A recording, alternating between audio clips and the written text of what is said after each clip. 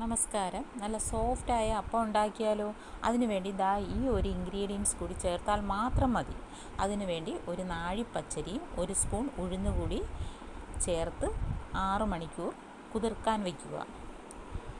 അതിനുശേഷം അരമുറി തേങ്ങയും ഒരു വലിയ സ്പൂൺ ചോറ് കൂടി ചേർത്ത് അരച്ചു വയ്ക്കുക. തേങ്ങാ വെള്ളത്തിൽ ഒരു സ്പൂൺ പഞ്ചസാര ഇട്ട് അടച്ചു വയ്ക്കണം. അരച്ചു കഴിഞ്ഞതിന് ശേഷം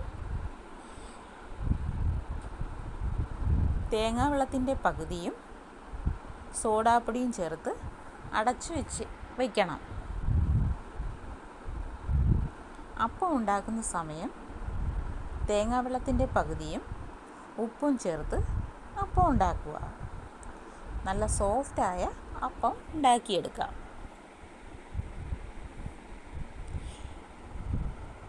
ഇഷ്ടപ്പെടുകയാണെങ്കിൽ ലൈക്ക് ചെയ്യാനും സബ്സ്ക്രൈബ് ചെയ്യാനും മറക്കല്ലേ. Thank you.